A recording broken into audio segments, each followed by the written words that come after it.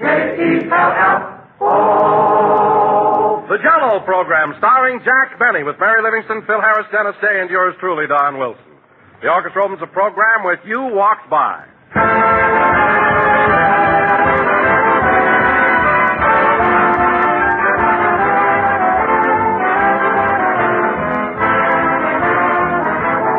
Friends, there's one statement I think explains better than any other just why those new JellO puddings are so popular everywhere. It's simply this. JellO puddings are made by the makers of JellO, so you know they're good. People know that when they see the name JellO, they can expect the best. And when they take their first taste of JellO puddings, they find those same expectations fulfilled to the last degree. Because JellO puddings, ladies and gentlemen, offer you the same high quality, the same delightful goodness, the same easy preparation and economy that has made JellO a 40-year favorite of the American family. JellO puddings are delicious puddings that take only a few ticks of the clock to make. Simply add milk, cook for about 5 minutes, and cool.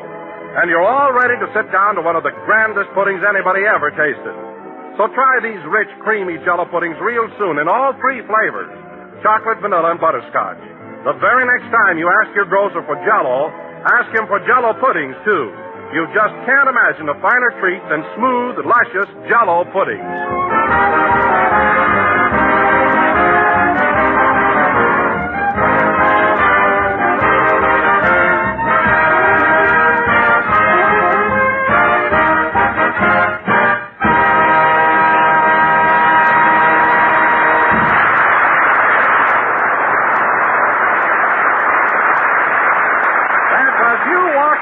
Played by the orchestra. And now, ladies and gentlemen, it gives me great pleasure to present a man I have been associated with for many years and whom I am proud to call my friend. Oh, sure. He invites his friend over to his house and leaves his friend standing out in the rain. A man whose generosity and forgiving nature permits him to harbor no grudge against anyone. Anyone but you. You don't have to give me that soft soap. I was in bed with a cold for a week. Now, Jack, please.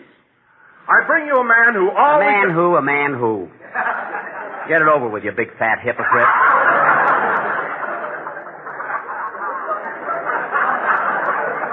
Well, go ahead. Jack, if you don't stop interrupting, I won't introduce you at all. Well, wouldn't that be a tragedy? I think I'll tie my shoelaces together and hang myself. He won't introduce me. Boo-hoo-hoo. Oh, nuts. Goodbye. You hear the way he slammed the door, Mary? Yeah. Darn near broke it. I'm going to tell Mr. Swallow, the boss of NBC, on him. Why, Jack, you're the biggest baby I ever saw. Imagine being mad at Wilson. Well, who wouldn't be? She's right, Jackson. Why don't you and Don kiss and make up? I wouldn't kiss Don Wilson if I was a French general. You know, you fellas can talk because none of you suffered. But I was in bed a whole week with a cold. A cold, he says. That's what it was, Dennis, a very severe cold. And my physician said that if I didn't have such a rugged constitution, I never would have pulled through. Oh, what does that horse doctor know? Dr. Leroy treats human beings, too. Although I wish he'd stop calling my legs withers. Anyway, I'm just lucky that I have such a strong physique. You sure have, Jack. You're built like a football player. Oh, I wouldn't say that. All right, a football. Now, don't be silly, Mary, because I've got a wonderful build. I'll unbutton my shirt and show you. Don't bother. It's no bother. There. There you are. Get a load of that chest. What's that running through it, Benedict Canyon? Now, wait a minute, Phil, before you take a bow on that. You know all those physical culture magazines that you see on the newsstand?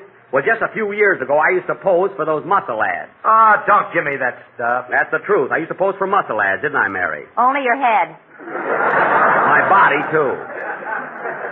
What about that picture of me in a leopard skin where I was hanging from a trapeze by my teeth?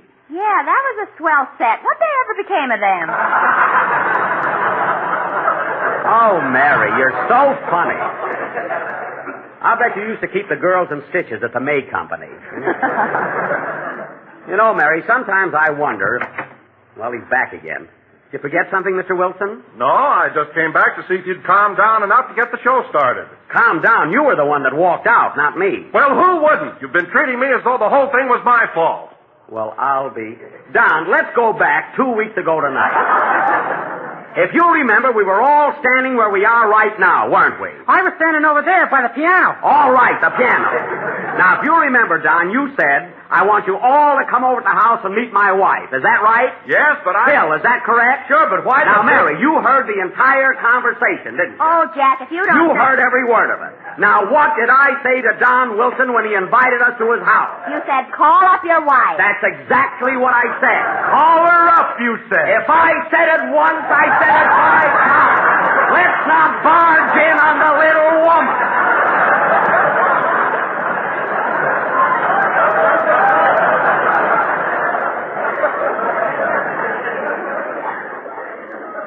Now, would you listen to me, Don? Now, wait a minute, No, Jack. you had to be a wise guy. Oh, what's the use? Goodbye. In and out, in and out. If he thinks he's going to get paid for tonight, he's crazy. He better be careful the way he's slamming that door. Say, Jack, you ought to stop being so silly and make up with Don. What'll the sponsor think? Oh, he'll never know unless somebody tells him. Don't worry. You mean the sponsor never listens to our program? Oh, once in a while. Then why do I go to the trouble of making those terrific musical arrangements? They cost me a fortune. Phil, any money you spend on your musical arrangements should be spent on having your head examined. Now, how about playing one of your beautiful arrangements right now? Okay, what would you like to hear? I can play anything from Wagner to Schmagner. Well, I recognize Wagner as a great composer, Phil, but who is Schmagner? Hotlick Schmagner, he's my trumpet player. Oh, does Hotlick write songs, too? Sure, he wrote a lot of things. Dreamboat Serenade, the La Brea Pit Stomp.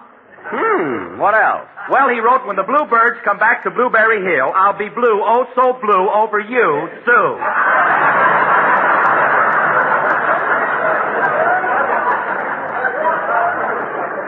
You went right through the chorus with that, didn't you? Well, that trumpet player of yours is original, isn't he? Yeah, he wrote another thing called I Dream of Jeannie with the light brown hair. Now, wait a minute. Stephen Foster wrote I Dream of Jeannie with the light brown hair. Well, this one is H-A-R-E. She's got a rabbit with her all the time. Oh, the light brown Belgian hair, I see. Well, go ahead, Phil. Play anything. Come in. Mr. Benny? Yes. This may surprise you, but there was a song written about me, too. What is it? I Dream of Jeannie with no hair at all. Goodbye.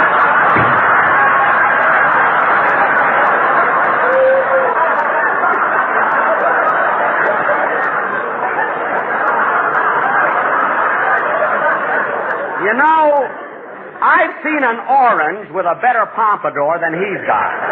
Play, Phil.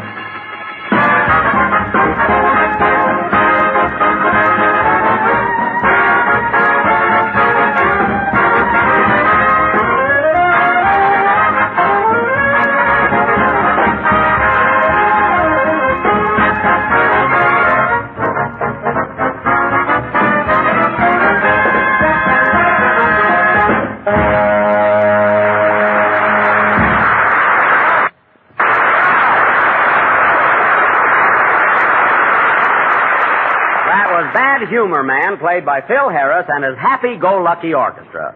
Happy meaning they're a bunch of jolly good fellows. Go meaning they're always on the job, raring to go. And lucky meaning, boy, are they.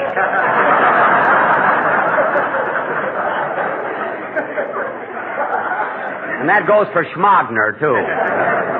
Bad Humor Man. Say, Phil, you played that number about 4 weeks ago, didn't you? Yeah, I like to ring them bells. Well, you did it beautifully.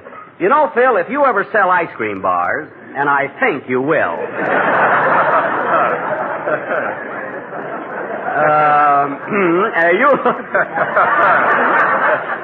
You'll be all set. And now, ladies and gentlemen, I have a very important announcement to make, and that is that next Sunday night, our broadcast will come to you from New York City. You know, fellas, we're leaving tomorrow. Oh, boy, New York, nightclubs, women. Dennis, your mother's going with you. Oh, boy, New York, the aquarium, Grant's tomb. That's more like it. You know, I'm thrilled myself. I always get a kick out of New York. I really dissipate there. Look who dissipates. Whether it's New York, Hollywood, or Waukegan. Then he's in bed by 10 o'clock. No, I am, eh? Well, what about last year when you, Phil Harris, and I went to the Stork Club? We stayed and stayed and stayed till the place closed. Sure, Phil wouldn't pick up the check either. That's so. Then poor Dennis walked in and you made him pay it. Well, that was a fine for catching him up so late. And besides, I straightened it out with Dennis later. He gave me 3 Peruvian stamps. How do I know they're worth $45?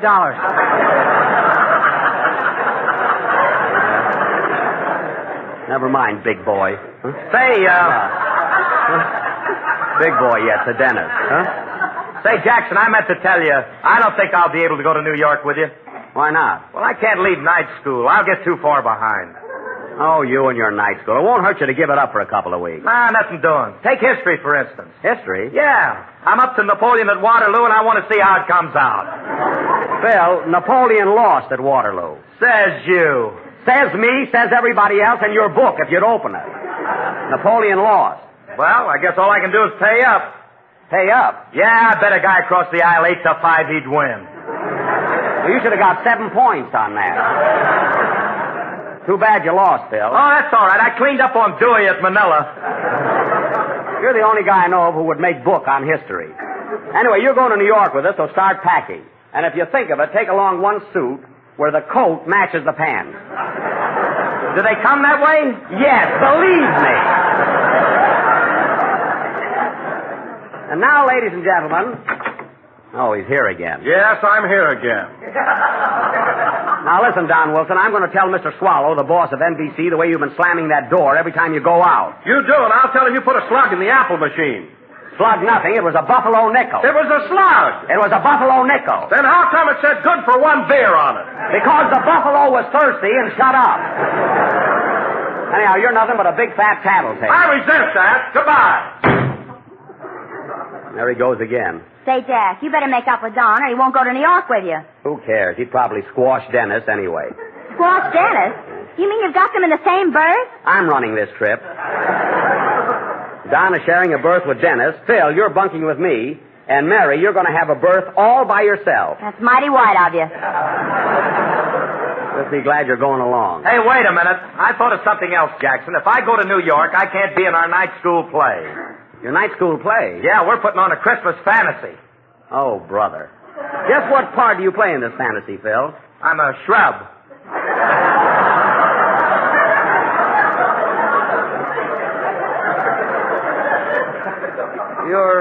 You're a what? I'm a shrub. One of them little guys with wings. That's a terror.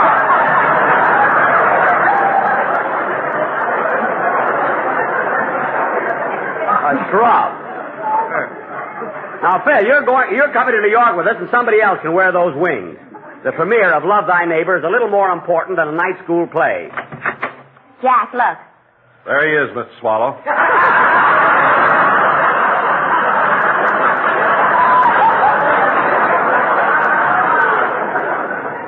What? Well, I'll be... Oh, hello, Mr. Swallow. Listen, Jack, what's this I hear about you putting a slug in the apple machine? See you later, Wilson. Now, Mr. Swallow, that wasn't a slug at all. It was a buffalo nickel. Buffalo schmuffalo. Don't put them in the machine.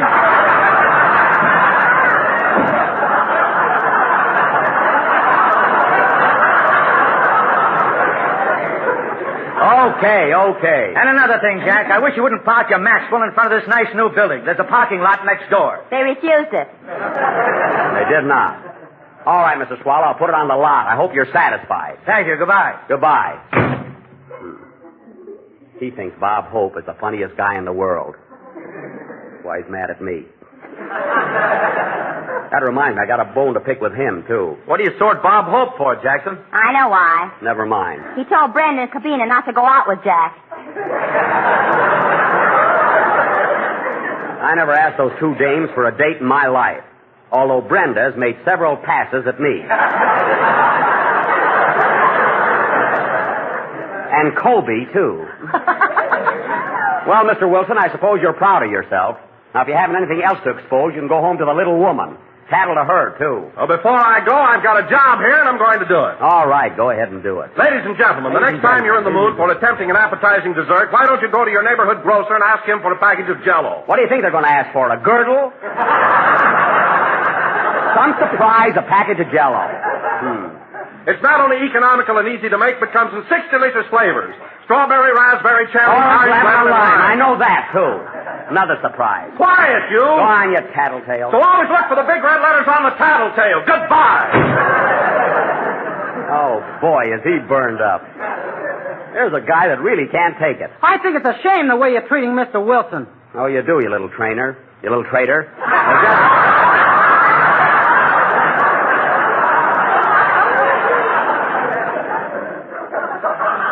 Those are my bifocals. Just sing your number, and I'll do the thinking around here.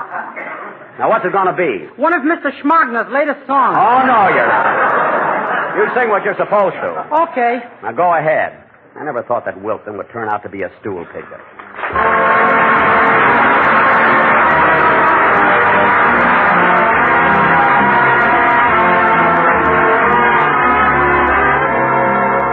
Sunday school picnic, Rotary luncheon, Army and Navy game.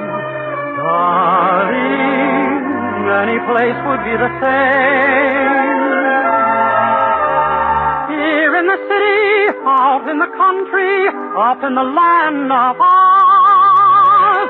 Darling, wouldn't matter where it was, because I'd know you anywhere.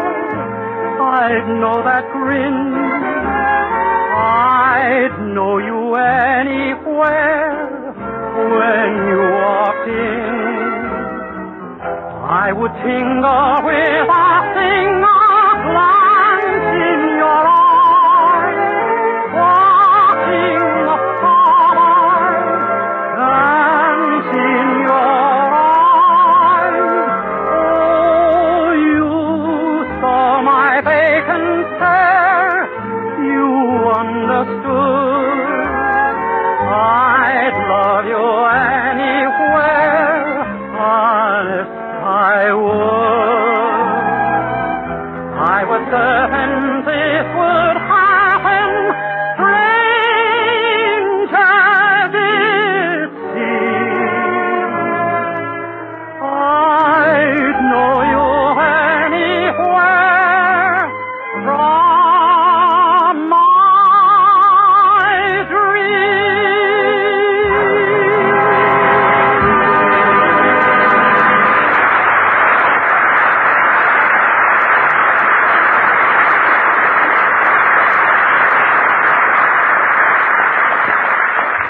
That was I'd Know You Anywhere from Kay Kaiser's new picture, sung by Dennis Day. And just think, Dennis, next week you'll be singing from New York City, 3,000 miles away. Let's go to Peru. I want to cash in those stamps. I'll give you a good pinch if you don't watch out. You know, it's pretty cold back east, Dennis, so I advise you to take along some warm underwear. You'll need them. Are you going to take long underwear with you, Mr. Benny? Take them. He's wearing them now.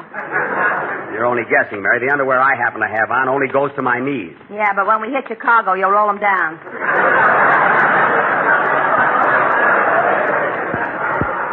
You said it.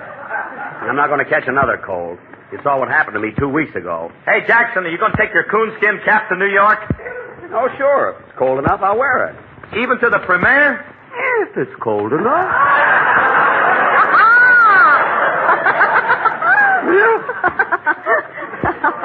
If it's cold enough, I'll wear it. I can just see the sign in front of the theater. Love Thy Neighbor, starring Fred Allen and Kit Carson. Mary, in the first place, I don't look anything like Kit Carson. And in the second place, don't mention Fred Allen's name in connection with the picture. Stooges don't get billing. I don't blame you for being mad at him, Mr. Benny, after that gag he pulled about you Wednesday night. What was it? I heard it. Alan said you were so low you could read by the light of a hot foot. Very amusing. Who laughed louder at the joke, Phil? Alan or the audience? Alan? I thought so. You know, Alan is the only comic in radio who can think of a joke, tell it, laugh at it, then run out in the middle of the broadcast and send himself a wire saying, even better than last week.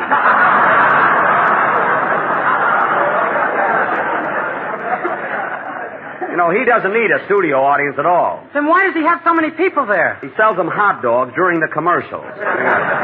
Quite a sideline for him. Come in. Hey, Jack, here comes your veterinary. Mary, I told you he's not just a vet. Hello, Doc. Well, and how's my little man this beautiful, beautiful day?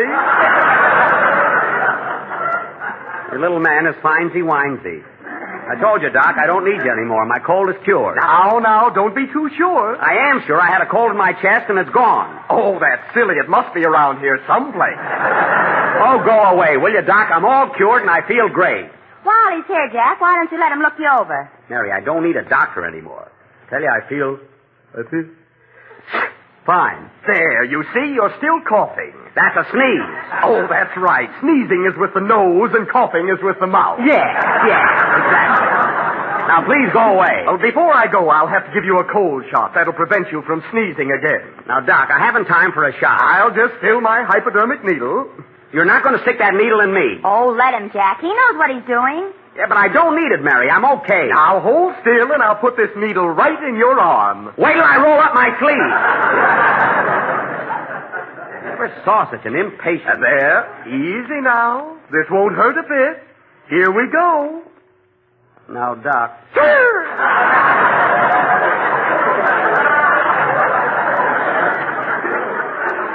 Ooh, my arm. There, that'll fix you up fine. Now, that didn't hurt, did it? Did too. My arm hurts like anything. Should I kiss it for you? Don't bother. All right, I'll drop around tomorrow and see how you feel. Goodbye. Goodbye. Hey, wait a minute. Aren't you going to take the needle out of my arm? Pull it out. Oh, yes. I lose more darn needles that way. Too bad. Now, hold still.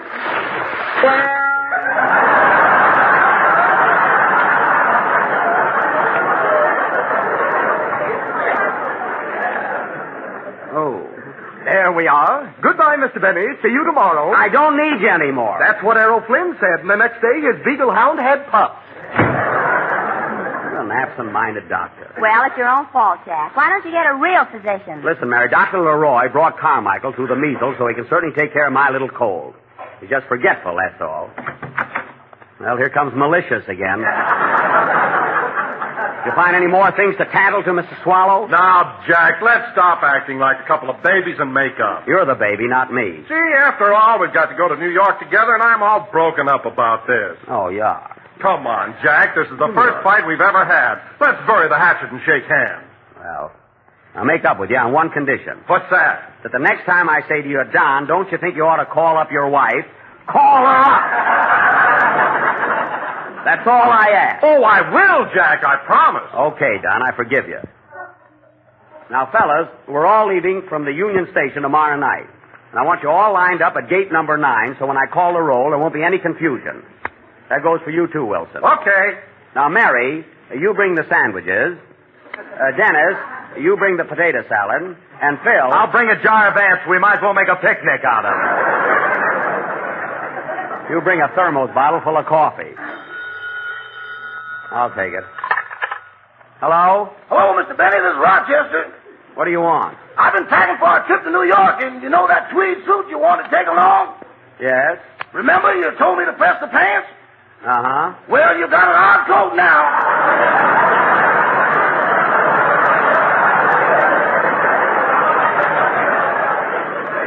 Oh, my goodness. Rochester, why is it you're always burning my pants? It's that gas flat iron. You ought to take a tip from Edison. Never saw anyone so careless. Now, Rochester's going to be pretty cold in the east. So I want you to pack my big, heavy overcoat. That overcoat's pretty old, boss, and besides, we haven't got room in the trunk. Not so old. And if the trunk is full, wrap up the coat and send it parcel post. Parcel post? Yes. There's enough Mars in it to fly airmail.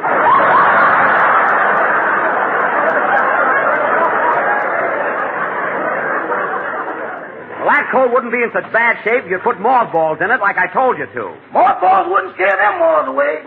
They would, too. I threw a handful in there, and what they didn't eat, they juggled.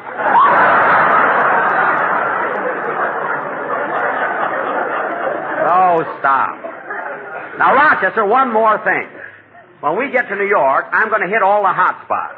You know, I'll be stepping out a lot. Stepping out, he says. Well, I will be. So I want you to pack my white tie, top hat, and tails. You mean tail? I mean tails. That's tail, boss. One of them got caught in the trunk.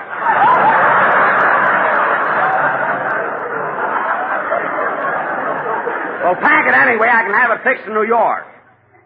If we go through Waukegan, my father can fix it.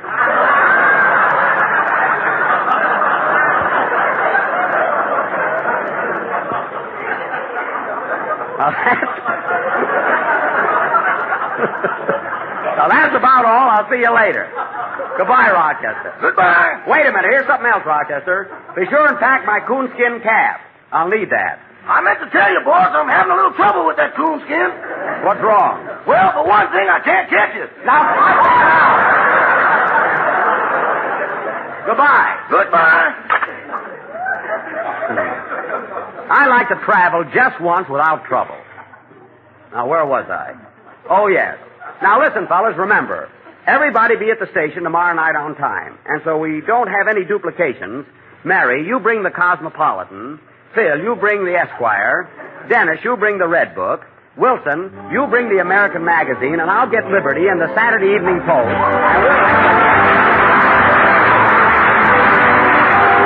You've probably noticed, ladies and gentlemen, that after the most successful stage plays have finished their first run, they're very often brought back by popular demand for a return engagement.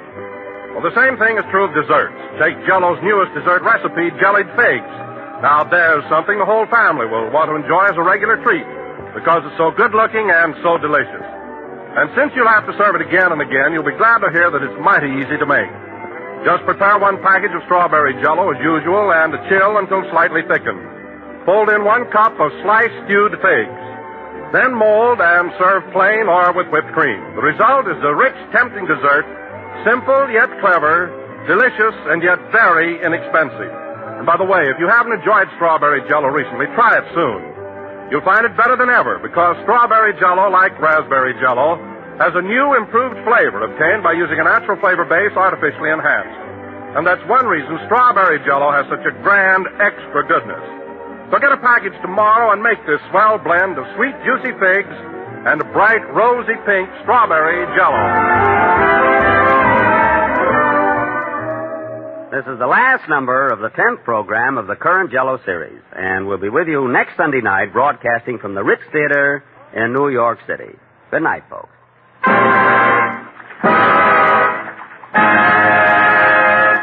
J-E-L-L-O.